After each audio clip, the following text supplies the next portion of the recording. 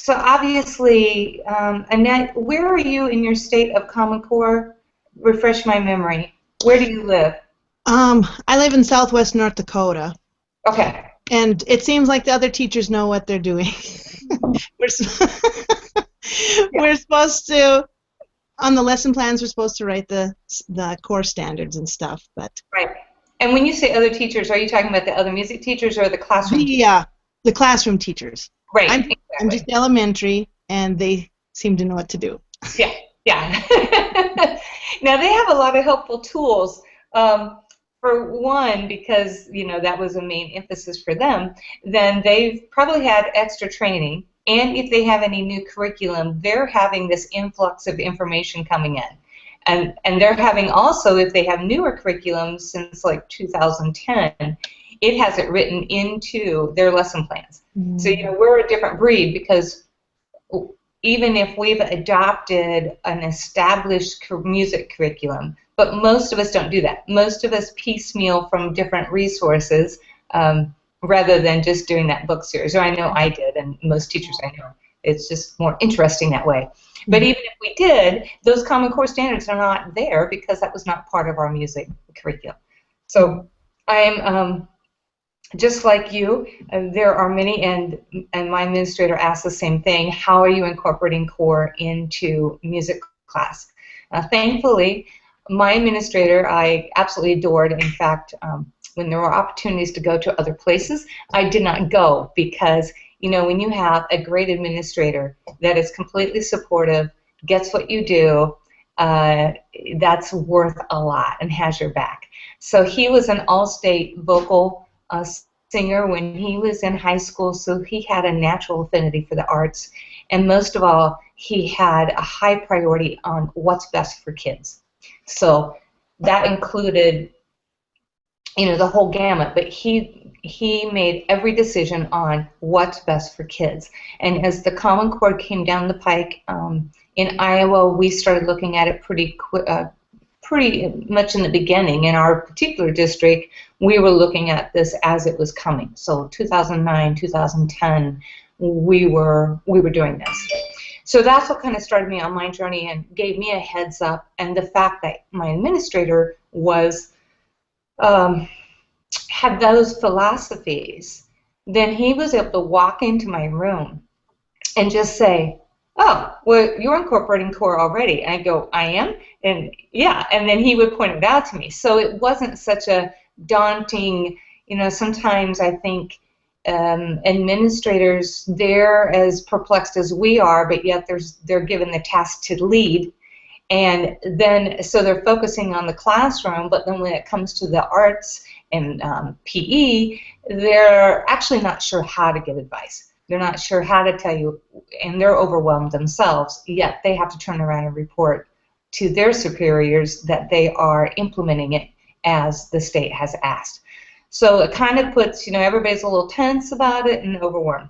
So that is this course, is demystifying that. So it started for me having an administrator that knew how to break it down. And then actually when I wrote the Sticks book, it came out of that, and I went to him and I said, his name is Scott, and his name's printed in that book at the back. I said, Scott, I want to make sure to get this right. Can you go through the Common Core standards with me, and can you pull out what applies here? And so the back of that Sticks book is from, he was going through all the course training and working hand in hand with him. As I shared the Sticks book last summer, and I assumed everybody was in the same boat as I was, and I also was assuming that everybody already knew something about it, and quickly found as I went from state to state that it was very different from state to state, and what they knew was very different as well. So that's kind of where and my apologies, Annette, I'm kind of saying some broad statements for somebody that might be brand new to hearing me talk about this, and I know you and I have discussed it a little bit in past hangouts, but that was when the light bulb went on for me. I went, wow, we need to get some help out here to make sense of it. And we, as music teachers, we do not need to know it in detail, and we do not need to teach it all. I think that's one of the misnomers. We do need to be very aware of how it functions, why it exists, and then how it's supposed to be implemented. And we need to have a very basic understanding of it, or we'll end up spending a lot of energy on things that we're not supposed to. So that's what this course will do. We'll be breaking it down. What I did and what I plan to help everybody else do is that we will have in our hands, it's going to be very designed to your situation. So, for example, in the state of New York, when I was there in the fall, because they have such a mix of they have quite a diverse group of different cultures and so much different languages being spoken, that their first hurdle is the ELA, or the English Language Arts Literacy Standards. And they are focusing on that first, getting that implemented first with priority, and once that's on a roll, then they're going to start to implement math. Most states that I went to, they're going the opposite route because they kind of feel like the math is easier to implement first. So they're implementing and rolling out math, which is what we did in my home state, which is why STICS was my first big deal, because it was math. And they're getting a handle on how to understand how to incorporate math. And then they'll go to English Language Arts. Now, where I'm at, we've gotten to that point, and now we're implementing both full throttle. The classroom teachers have come up with tools to use. And so I think that the important thing is, once everybody has signed up that wants to participate, is I'm going to have a little task list, and this will be very important, which is why I put the May 10th deadline on, is there are certain things that you're going to need to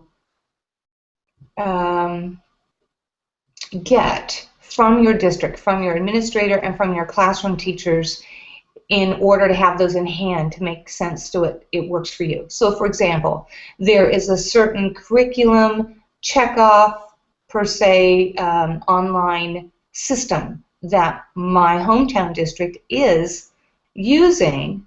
So as a music teacher, if I understand that, what my district is using, then I can infuse what I'm doing from that chart. So there will be a list of questions, and I can go ahead and tell you some of those now, and then I'll write it down in detail and send it out once we have everybody signed up and ready to roll. Excuse me for 1 minute. I'm going to pull in another person that is beeping at me. That's why I got a little bit distracted. And invite them. Let's see. Okay, we're good. Okay, so if anybody else is watching this and you're wondering how do you get on, there we go. Hi, Rajana. And then just email me or text me. If you want to text me, it's beeping at me. That's how I got Rajana on. And that number is 641-895-0149. 641-895-0149. And just text that number, and also in that text put your Google name or your Google email, and I'll just send you a direct invite, and that will get you right in here. And that's probably the best, direct, and easiest way for you, because you'll have something pop up and make a sound to you, and then you can click on it. So back to the step one, is there will be what I'm going to call pre-work. So once you have signed up for this course, I'll have a list of things that you will need to get from your district and from your classroom teachers. And I will spell that out and put it in an email to you within the week. That my goal is to have everything set up, people enrolled. The reason that it's going to be a lot of extra work on my part, I'm going to have to subscribe to some unique kind of online course sites to facilitate this, and so there's going to be a cost involved on my side, so as plus as the time. So that's why it had to be an extra fee, and the fees that it was, and the 12 people minimum then covers those base fees for me. So I will get those out to you. The good news is we do have several people signed up, and So I know we will definitely be having a class, at least one session. It looks like we'll have 3 if everybody wants to continue. All right, so back to where we were, the pre-work. Pre-work for math, you will need to know what if, and this may be an if question, but going to administrator and asking, do we have an adopted math curriculum series that our classroom teachers are using? Depending on who you teach, you'll need to ask that for every grade level. In my situation, we have 2 buildings, one set of buildings that's K2, another set of buildings that are 3-5. And so that was a question I needed to ask to both of them to see what series they were using. That will be a nice shortcut in most places if you know what that series is. So, for example, maybe it's by Houghton Mifflin is the publisher of that series. You can typically go to their site and find an overview of what they have, kind of their scope and sequence. And then that gives you a clue of what the teachers are stressing in grade 2, grade 3, grade 4, grade 5. And then those are the things, that's your starting list of, okay, how can I focus on those? Because when you start to look at the Common Core standards, there's a ton of standards. But there are a set of them that are the key focus, so they call it critical areas per grade level. So we don't want to waste our time on the non-critical areas. If it happens to fit with something, we need to be aware of it. But first and foremost in our mind, we need to understand what the critical areas are for each grade level and which series your district is using. Okay, and then how they are reporting. How is the general classroom teacher reporting to the administrator? There's a full code, and then there's kind of a short code. So since we're kind of online, I'm going to do a screen share real quick and show you what I mean. Let's see if I can think this will be it. All right, so I'm at the Common Core State Standards site, and I'm going to go down to the math standards. Since we're talking about math, I'm going to click on 2nd grade, and I'll show you how this all works. We'll go through it step by step so it's not overwhelming. But just to give you an idea, these little funny symbols, those are the full-length code. If you look at the list of 4 codes for this standard, you'll notice there's a lot of repetition. CCSS stands for Common Core State Standards. We're in the math, not English, math. These are content standards, not practice standards. The 2 stands for the grade level 2. The OA stands for operations and algebraic thinking, because that's the domain. And then A is the first set, and it's the first standard. So the specific standard is actually number 1. Well, you'll notice that they all are the same pattern, and it changes at the end. So in some districts, when they report it, they're not writing that entire code. They're taking off the CCSS, and they're just doing math, and they might even take out the word content. They may just go math 2.0A.A.1. And so that you guys are all speaking the same language in your district, you need to know which way that your administrator wants that to be reported. So don't get too hung up on that now. That's just so an overview of you understand what that means.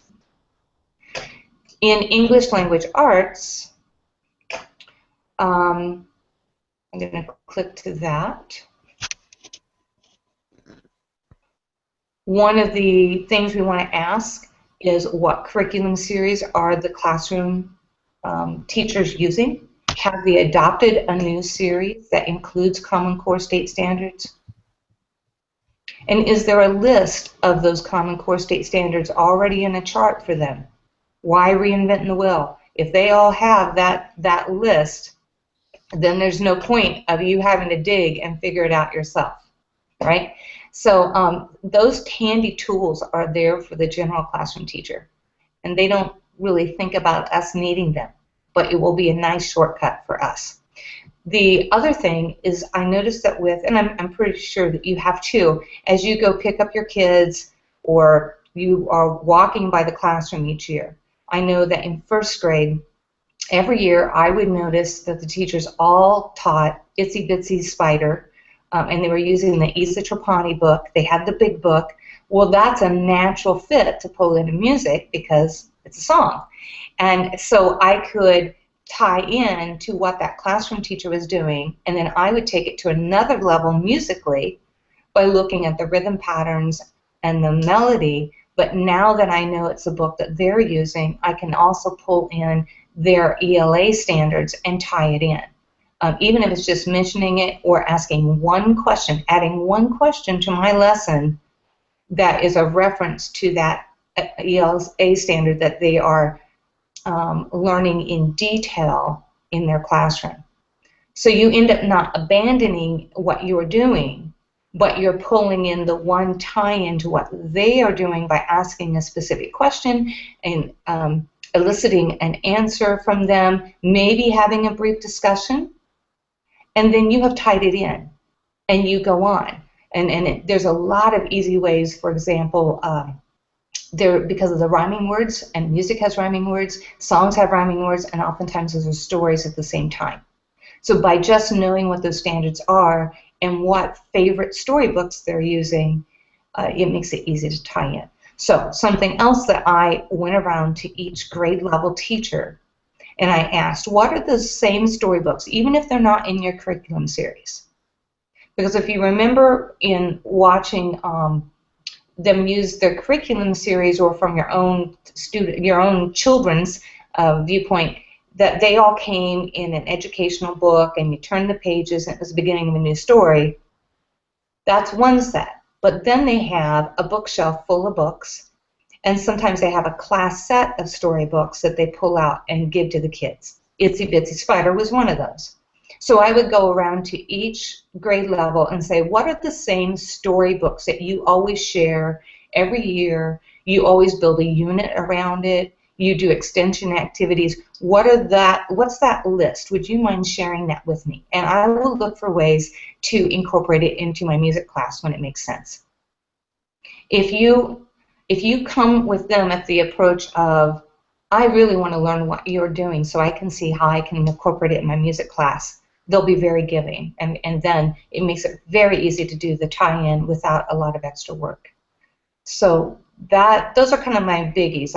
I need to think through the detail. Again, I will email that out to everybody. But so there will definitely be pre-work that just basically means we need to gather that information before school's out, while it's on everybody's mind and they haven't shut down for summer, and have it at hand when we start this course. The course that I'm seeing, as I said in the email, I'm going to glance at to make sure that I'm on track here. On day one, we'll just do an overview using kind of what I just did, where I went to the site, and I'll have you go to the site at the same time, make sure everybody understands how to get there and how the structure is, and an overview of why it exists and how it works so that it starts to make sense. Then we'll gather our pre-work material. I'll organize or ask you to organize what you need first so that we're not overwhelmed and looking at all of it on the first day. And that's really kind of why this course came into being, is I started to make the video clips to help everybody, and I thought, it just doesn't make a whole lot of sense unless you have stuff in your hands that's relevant to you. Otherwise, it's just like, kind of like now, I'm talking about a bunch of stuff and it's not relevant at the moment. But if you have your hands in it and it applies directly to your things, then you're good.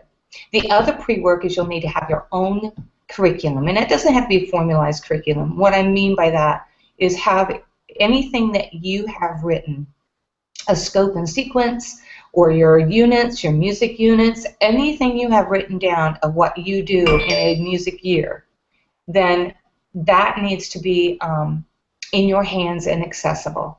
If you have lesson plans that you use year after year, have those with you. So if you're not going to be at your school taking this course, or you're going to be at home or the library, wherever, you need to have those things with you. We are not going to be focusing on the new National Art Standards. That's not the purpose of this. That's a whole nother course. I'm not an expert in that. I'm waiting until June 1 when it comes officially launched. Then I'll dig into it. So that's a whole different ballgame. I do know for the question, I've had several questions about this. Do they work with the Common Core state standards? I do understand from what I've read that the whole purpose of the way they wrote these was for that reason, is that they worked hand in hand with the Common Core state standards. But the way that they are structured on the internet looks a lot different than the Common Core math and ELA standards. So I think rather than I think that's too big of a thing to tackle in one session. And I think the immediate need or the reason anybody is signing up for this is for exactly what Annette just shared, that the administrators are saying you need to include Common Core in your music classroom, and you look around and all the classroom teachers seem to know what's going on. They're nodding their heads. They get it. They know how to report it. And you have no idea, and you need help. And so I'm just meeting that need with this course, understanding the Common Core to the depth that a music teacher needs to, not to the depth that a classroom teacher does. Just what we need to know and understand. And then I've been working on charts. They're pretty much finished now. Charts that will be easy at a glance, either digitally online, or print them out and have them laying on the table. So if you are working on a lesson plan, or you're looking at a lesson plan that you already have created that you love from the past of your own, then you can have this math chart for the kindergarten grade level and the ELA chart for the kindergarten level, and with codes right there. And you can just glance at those as you look at your plan, see the critical areas, and then pull it into your lesson plan with just having it all spread out on the desk and not having to click 100 times on the site. That's, as I dug into this to write this book, I just found myself clicking everywhere and having trouble putting it all together in one place in my head. So that's what I'm creating are resources that you can do, and that'll be part of this course. You'll have all those charts. They'll be for you to use. We will actually use them as you do it. So the first day one session is we'll get together kind of live like this. We'll get everybody on here. We'll take some time to make sure everybody knows how to get in. It will be a little bit different than this site, just so that we can keep it private amidst those who are taking in the course. But it will be similar where everybody that's in that course can get on. We'll take some time to make sure everybody's on and is comfortable getting on for the next time and not confused. Then, which I didn't have time to do today. Then we will do your assignment. The first day will be to organize those pre-work materials and your own curriculum so it's ready to go for the next one. Then you can take a breather, let your head breathe, take a breath, because you're going to be a little overwhelmed the first session. Come back the next day on day 2. And day 2 we'll meet for 90 minutes. There'll be a little Q&A time in case you got stuck with or unclear, and everybody can then hear those responses in case it helps somebody else. Then we will focus on math. So math, we'll just take math and look at it. We'll look at what the practice standards are versus the content standards, what the critical areas are, how to find them, and then we'll take a look at how to organize what your district's resources are that you were able to gather. And if you were not able to find any, or for whatever reason there just wasn't something already written out, never fear, you don't have to have that. That's just makes it one step shorter for you if you can. If not, the critical areas are all listed very clearly at the Core Standards site, and I found places online to make it easy. For me, I know if I read a paragraph explaining what it is, but then if I can click and see an example of that problem, then I go, aha, I get it. So I found those, and I found places that's what I've spent a lot of time doing is, well, what do they mean by that at second grade? And I click, and there's the example. Okay, I get it. I can pull that in. So that'll be all about math. And then we'll do a little bit of lesson swap. So from day 2 through 5, there will be a time of sharing between everybody in the course. So if you came up with you have a great music lesson and you have a very effective way or came up with a great idea in those 24 hours of how to incorporate a math critical area standard, then we're going to swap those. So not only do you have to create it yourself and figure it out, but you can generate ideas and sharing between the members of the class, which, if you, again, we as a music teacher, we're not removing music out of what we're doing and now teaching math and English. We're understanding the big picture and pulling it in. So that means not every single lesson we teach throughout the year has to incorporate Common Core. If we can hit that at the beginning once a month, and then the next year try to do it twice a month, then it's not so daunting. It still meets the requirements. Your administrator is still going to be impressed that you figured it out and you know how to speak the same language with him and the classroom teachers. So it's not going to be an overwhelming thing. If you, or if you're in a case that your administrator has said that you have to include it in every class, which I think that's very odd and bizarre, but who knows? If that happened, you will have the flexibility to do that. And I'll get to that in a minute where that will happen. Day 3, we're going to switch and we're going to focus on English language arts and literacy standards. Kind of do the same thing, walk you through it, show you exactly on the site. At the same time I'm doing it on the site, I'm going to give you time to click around. That way, if you're getting a little lost, you can ask me questions and I can respond to those questions so that you feel very comfortable and you go, oh, okay, I get it. Because once you do, it's pretty easy to see the structure. The time-consuming part is actually reading through them and knowing what they are for each level. And that's where you want to pull in the pre-work resource of gathering favorite classroom storybooks that they use each year, or young adult fiction at the upper elementary level, and then what their standards are they focus on, and the curriculum. So at that point, we will focus on that and how we can pull that into music. We'll do a lesson swap focused on ELA. Day 4, we'll put it all together. Now, what I look for, once I got a big grasp of all ELA and math, is I look for the opportunity to incorporate both at the same time in the same lesson. And oftentimes that can happen. So for example, and I've shared this example before, I know in private, but it's just so easy for everybody to relate to. If you think about the storybook Brown Bear, Brown Bear, that has rhyming words. It has very easy rhythm of 2/8 notes, quarter rest. And it also has, so you have fluency, you have reading left to right, you have rhyming words, you can create new animals that have rhyming words with the kids. There's just layers. You also have the math because you have the 2/8 notes and the quarter, which we can go ta. We can look for the patterns. We can look for AB patterns. That's a big deal. The AB patterns in kindergarten, first grade.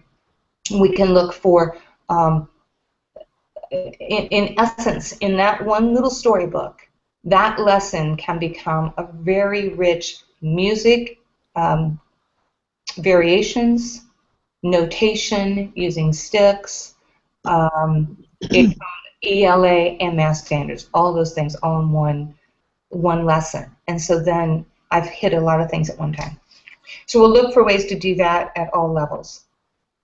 Day 4, we are putting it all together, and now we are creating the reports. We're learning how to report it to our administrator, and this, from your pre-work, you'll need to know, how does my administrator want me to report it? And it doesn't mean, if he has a certain chart he wants you to, then great. Find out how the classroom teachers are reporting to him. Look at that first, because it's going to make him a happier man or happier woman if when he looks at your reporting, it's very similar to the classroom teacher. It makes it easy for them. And you might as well do it the same way so that you can speak the same language, lingo, and then when you're in an in-service or a workshop with the general classroom teachers that we all get thrown into, then we also can look at the charts that they're looking at, and it makes sense. So that, and I'm also going to provide reporting charts, which if you've looked at my lesson plans at teachingwithfreddieTheFrog.com, that's what I have created at the moment within my music lesson plan. But then you may want to take that and adapt it so it fits what your district is doing. So you'll need to have that. Recording, reporting, incorporating in the same lesson. So then from day 4, the reason that day 4, there's almost a week until day 5, because this is going to be where you dig in with the meat. By this time, you won't feel as overwhelmed. By this time, it makes sense to you. You get it. And now it's your turn to dig in, give you time with your schedule for that week to look at your lesson plans. Now that you understand how to read and make sense of the ELA and the Math Common Core, now you come up with a plan of which days or which lessons you're going to incorporate it in, what those codes are, and have an outline, at a minimum, an outline for your next year. At a maximum, you could go all the way. This again is something you will need to ask in your pre-work with your administrator. What is your expectation? How many times, do you have an expectation of, do you want Common Core reported in every single lesson?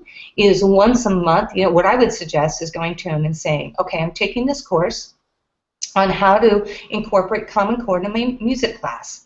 I'm taking that this summer. And for next year, what I would love to be able to do is just do that maybe once a month so I can get a handle on it. And then the next year, I'll add more to it. That gives you a little liberty to play with that. And it gives him a suggestion of what you could do, rather than just going in and saying, how often do you want me to do it? And he's going to answer, well, all the time if you can. And you really, so if you can come in with that approach, would it be okay if I just did this once a month for the next year?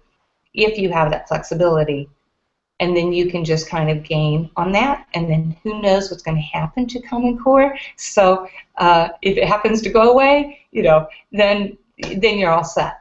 And the biggest goal is when you have written this, or you have documented where you're going to outline it and put it in, well, the lessons will still stand alone. So let's say Common Core does go away, and we all know that everything in education keeps evolving and changing, but right now that's what we're dealing with. So the lessons need to remain strong enough that even if Common Core goes away or adapts or changes, that your lessons are still good.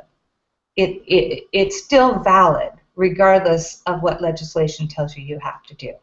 And if you no longer need to report Common Core, or you no longer need to add that extra thing or it didn't work, then no harm's been done and you haven't wasted a lot of time. It's all ready, and it doesn't take apart your lesson plan. So that will be then on the next week on day 5, we'll do a big lesson swap, and I'll set up the system to make it easy to do that. We'll do a Q&A, any other questions. I will be available throughout the time of the course to send me questions at any time and respond, so you don't feel like you're left hanging if it was, you just didn't get it. And that at the end, you will have as much or as little as you want. So at a minimum, you will understand why the Common Core exists, what it is, the overview of how it works, and you will have ideas of how to incorporate it in. And then at the maximum, you could have your whole next year outlined with every place that you are going to, that you are going to use it. So,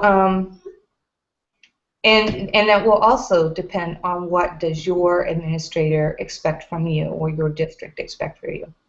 And maybe the bigger question, what does your district expect from your administrator? So, okay, I have kind of thrown that all out there. That's the overview. So, questions that you may have. I'm going to also, since I have a feeling some people may have questions and are not sure how to ask them on this hangout, I'm going to open up my email so I can see them pop in. And so my email, if you are wanting to email a question right now, is sharon@freddythefrog.com. If you can see where the Q and A button is, just click on that and you can type a question in and I'll watch it pop up on the right side.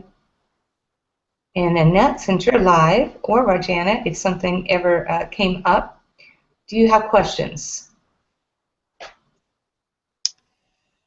Oh, the one I can think of is Thursday is my last day of school, so would you be able to get that pre-work list of questions to ask the administrators Definitely. this week sometime? Yeah, that's why I made May 10th the deadline, but I'm glad you said that. I made May 10th the deadline because I had a feeling that was going to happen for some people, and I knew you needed to get that pre-work done before school was out. So my goal is to turn that around, have a commitment from people on Tuesday morning at the latest. And like if you know you're going to do it for sure, Annette, which it sounds like you do. Yeah, I signed up, yeah. Yeah, then I will go ahead and sign up. So, money speaks the loudest, so I will send an email, and those who pay, I know they're committed. Mm-hmm. And that's another reason I put the money on that. Annette Roth, sorry. Oh, no, you're right there. Got it. I saw this pop up, and it was you. And so I was going to get them. And so I really felt like it is going to take a lot of extra time. And so if you put your money in, then you're sticking. You're going to come and you go to the class. I'd hate to have a class that nobody showed up. And and you're going to send a list. Are you going to send a billing? Because I just signed that part that said, "Are you interested?" Right. No, that was just to see if anyone was even interested. There was no point of going further and building a site to do everything else if there wasn't interest. But we do have several people interested. So my goal is that by Monday, Tuesday at the latest, we'll have it'll be a very simple, nothing fancy, because I'm doing this now and I know time is of the essence. But you'll be able to pay online.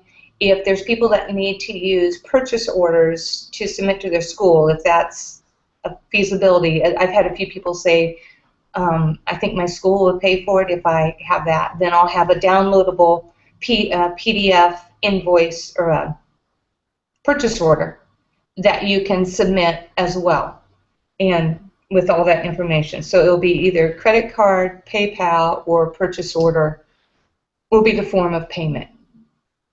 Okay, so I'll have that go out on Monday, Tuesday morning at the latest.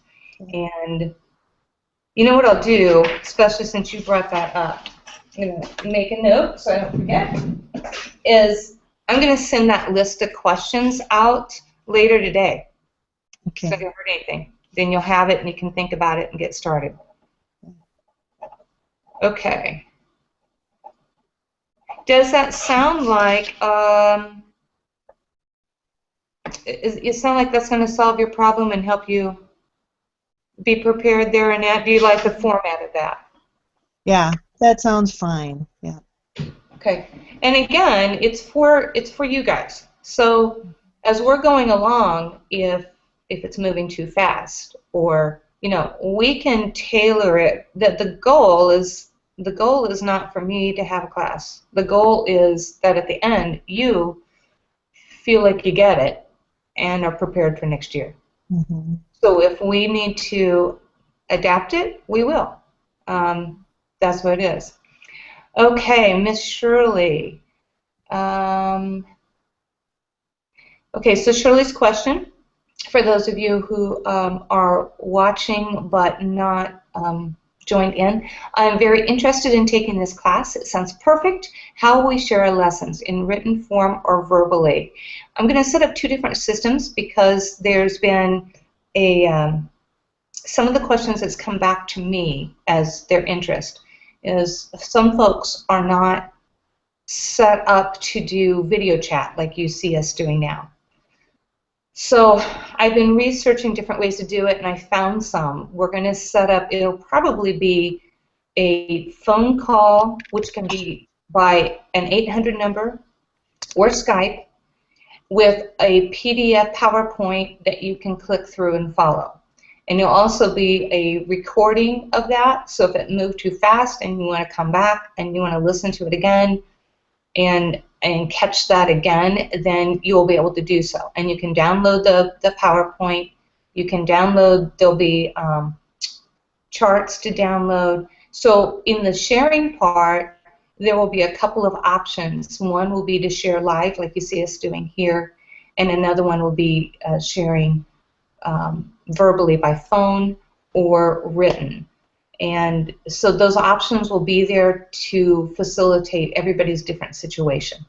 So my sense is that I'll probably do a combination of live similar to this, but it will not be in Google Hangout. It'll be in a closed, only the people signed up for the class can see it. And, and it gives us more flexibility to be able to have an exchange and share.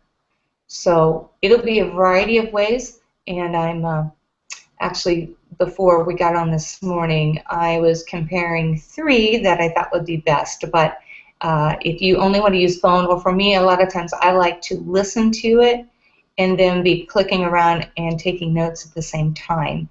And so we'll have that flexibility as well as the recordings.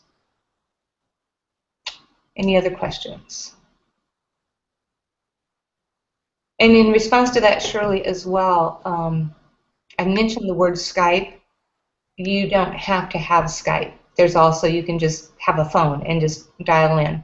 But if you have Skype, then there's no, telephone cost or anything like that. So either way, it'll be an 800 number or Skype, and some videos. So I think it helps, and I guess, Annette, you're my live voice there. So I feel like if I was on the flip side of this, watching me click those links in the core standards is helpful. And would you feel the same way? It's yeah, that your hands-on and our watching, I think that helps a lot. Okay, that was kind of my sense. So that's why I want to do the combination rather than just the PowerPoint and the phone call. And I can, when we're not, this is kind of a live hangout that's everybody's watching, you're not sure everybody's at, but in that scenario, I can be clicking and I can instruct everybody in the class how to be watching me as a demonstration online, but then in another browser window, be clicking at the same time yourself so that you're hands-on, just similar to you being in the front of the room demonstrating how to play on an instrument and then asking the kids to do the same thing. Mm-hmm. That back and forth. So that's how I'll set it up. Mm-hmm. Okay. So let me check my email, make sure nobody has a question there. Excuse me. I think we're good.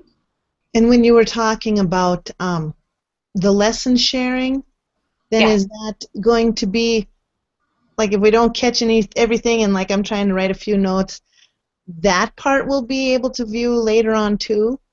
Those right. Okay. Almost everything will be, anything that was live will be recorded. And as we go, if it was a telephone call, that will be recorded, and then you can come back and listen to it. Okay. If somebody had a great lesson idea that they verbally told and they're willing to share it in a written form, then there will be a way to share that as well. So it'll depend on which service. I'm down to 3 and how that works, but I'll try to make it as simple as possible. At the very minimum, you can email me the written form, and then I turn around and email it out to the class. So, I'm not worried about that, but of course that'll be up to participants to whether they submit it or not.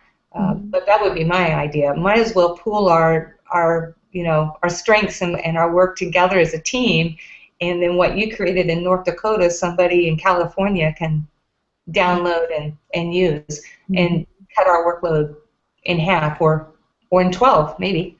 So Mhm. That's right. yeah. We're not stealing ideas. We're harvesting them. They're harvesting. Yeah, you're sharing. We all do that. I do it all the time. Um, and yeah, of course, giving credit to whom is due whenever that is the deal. But um, which I would, of course, if you come up with a great idea, then I have no control over that.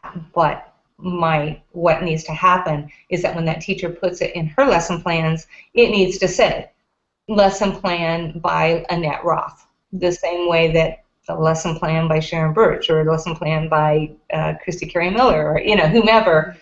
It's just another resource and another way to get it.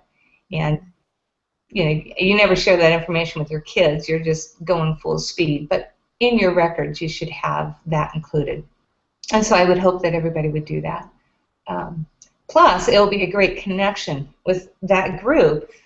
It's up to you guys, but you can certainly stay connected throughout the year. When you get stuck or you tried something that they shared and then it didn't work, then if they're willing, everybody that's willing to share their contact information, their email, then you can shoot each other emails through the year and say, I tried that, well, I must be missing something, um, Mhm. and stay in touch. And of course, so we're really building a little bit of a support community on how to incorporate this Common Core thing into our music class. The advantage is we have it easier, I think, than the high school level. I mean, there's ways to do it in the high school level as well, but if you're a high school band or choral director who only works on performance, you have to stretch further than what you probably have done. For us, it's a lot easier. Um, Especially the younger the grades, the easier it is. And because I'm just a firm believer of people learn by doing. That's why I'm doing an online course where I'm clicking around and you're clicking around the site at the same time. You learn a whole lot more than me sharing a video where you passively watch, click it off, and then you've got to go get your kids from ball or something. All of it's gone. We learn by doing, and so do our kids. So I'm a firm believer in everything that we teach should be structured so it's learned by doing, and then it really engages their brains, their critical thinking, collaboration, which is an underlying theme of Common Core. It's getting a little bit overlooked, but that's an underlying theme. And you'll find that they will be much richer learners of music because of it, because it will cause you to think differently as well. So that's good.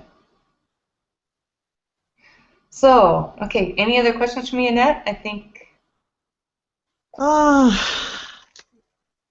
no, I wrote a couple things down that I can get started with the administration. They were talking about going to a different math series now. I don't know if that's everybody, but like you said, there might be Yeah. different curriculums in different grades too. I don't know. So Yeah, I can start there too. right. I think a lot of people, if they have any funding at all, and in some states, North Dakota is one. When I was flying to North Dakota this past summer, I happened to be sitting beside somebody in the education department at the state level. Oh. So it was very nice because I was like, where are we at Common Core in North Dakota?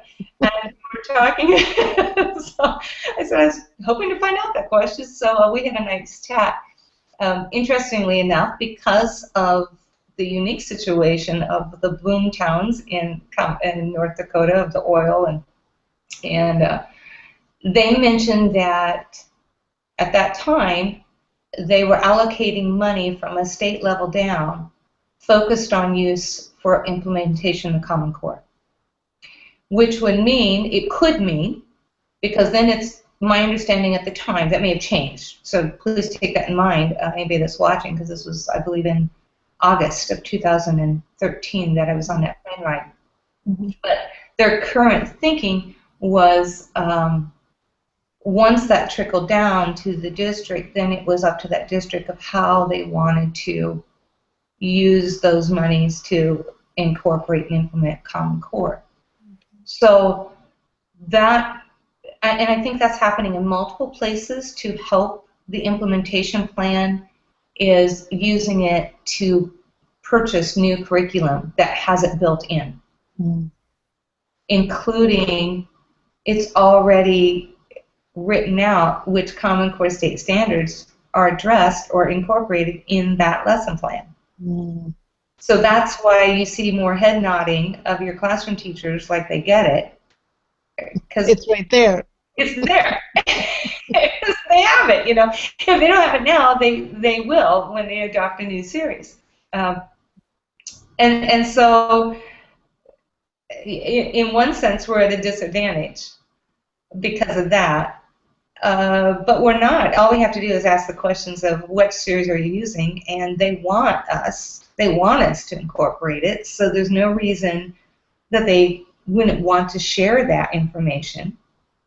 And so that the trick will be that I think what a music teacher needs shared would be different than what a classroom teacher, if it's all late, you know, just think about this. If we had a curriculum series ready to go that had Common Core state standards already assigned to every music lesson plan, we might look at the scope and sequence to get it.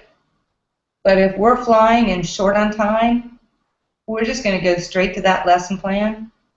We're going to document down what it said it was.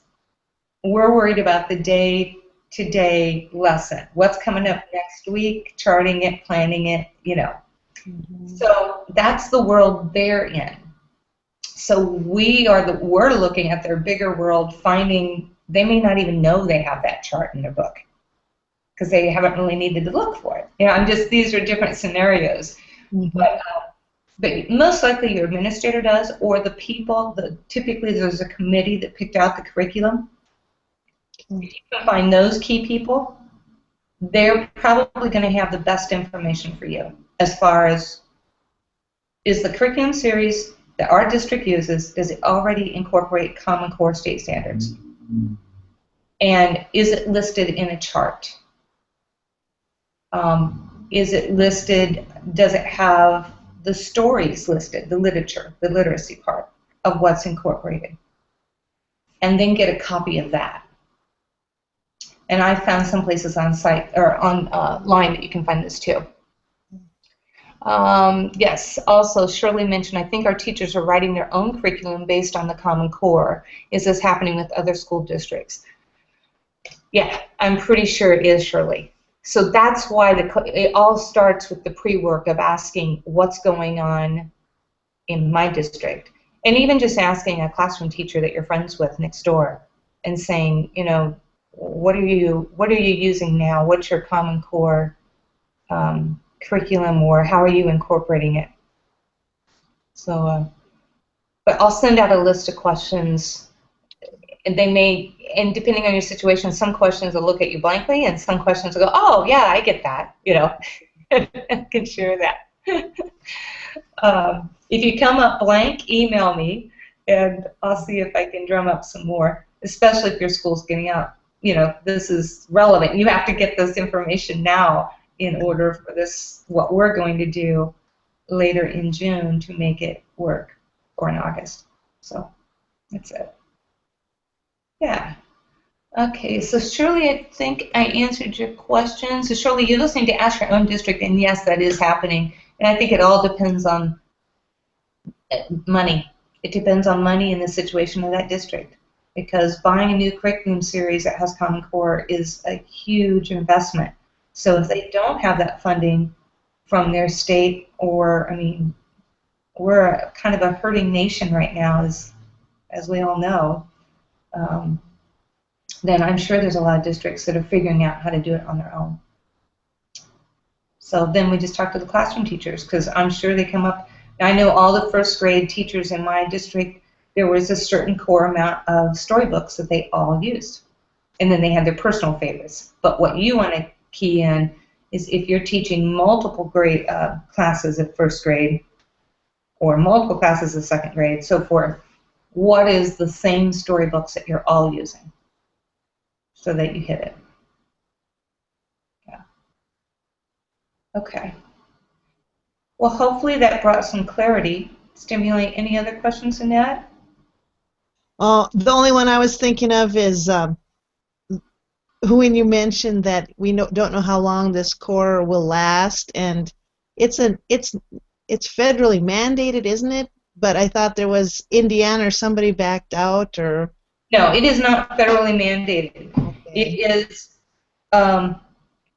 the state adopted or something. It's state adopted. So what happened is they at a high level, national level, they said we have a problem. As kids are more transient and they're moving from state to state, district to district, the priority of what each teacher, each district is putting emphasis on varies from place to place to place to place across the nation. So these poor kids who move, and you're in North Dakota, so it makes me think about it. That's a very transient place. Mm-hmm. So for those who aren't aware, that's watching and not aware why I say that about North Dakota, there's a big oil boom going on. And when I visited there this past summer, I discovered that it creates a unique set of problems for the teachers living in that area. Of you have this massive amount of workers coming for a short period of time. They're moving their families in. The kids come in. They might be there for 2 months. They might be there for the whole year, and then they're moving out and going to some other place. That brings a whole different layer of attitudes and things you have to deal with. I mean, imagine having a band where half the band moves out and then another half moves in, and all kinds of issues that I've never thought of. Mm-hmm. But that's a great example of that child that moves with his mom and dad to work there in North Dakota during the oil boom, comes in and maybe moved from New Jersey.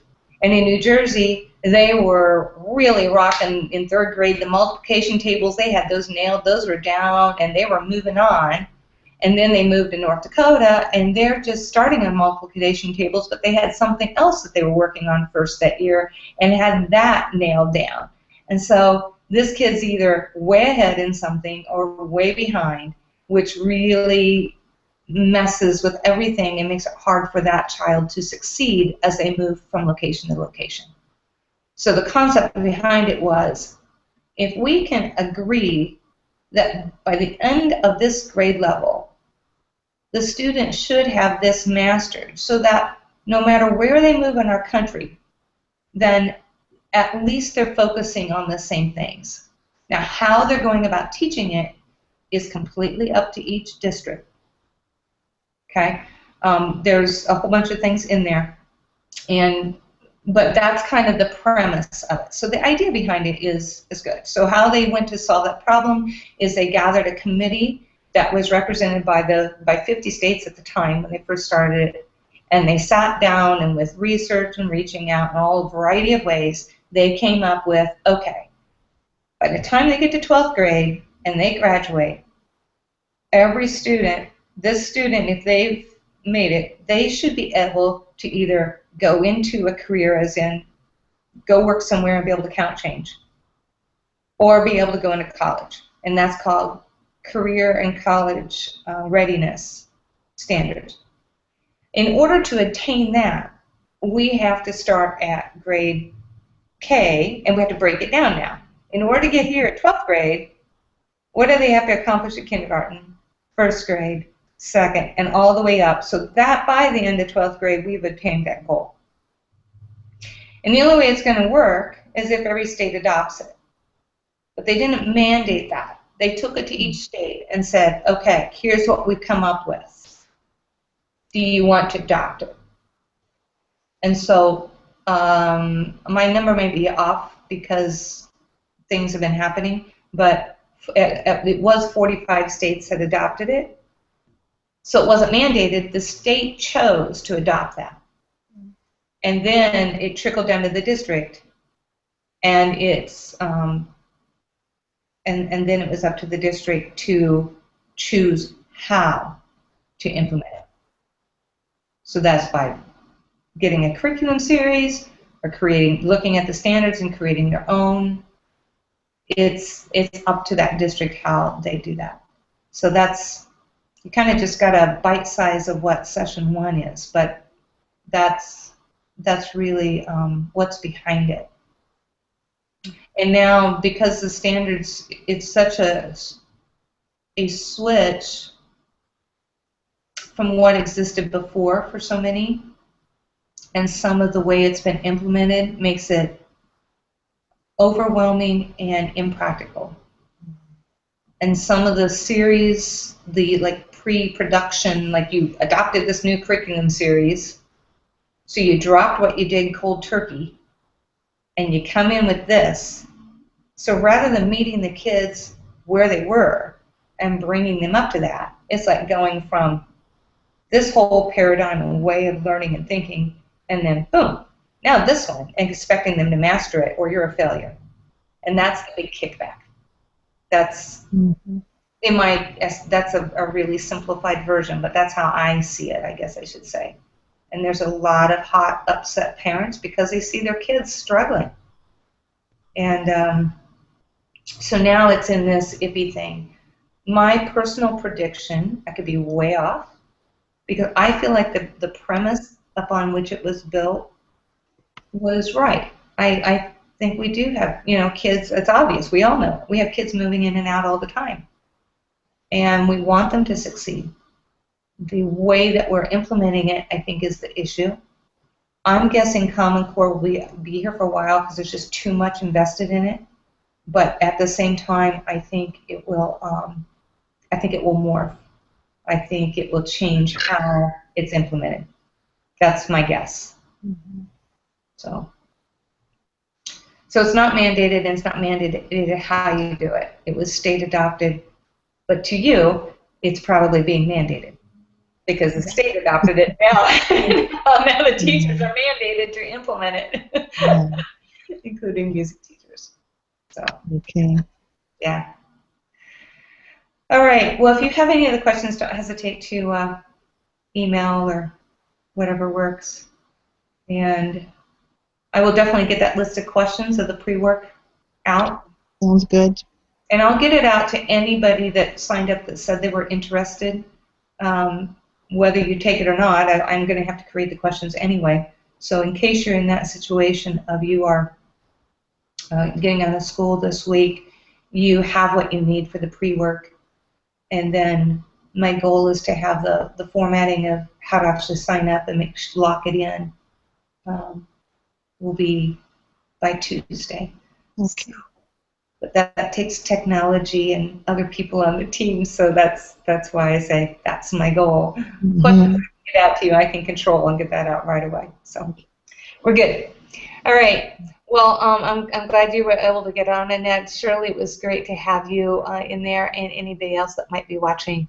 I hope this was helpful. If it wasn't, feel free to email me at sharon@freddythefrog.com with more questions.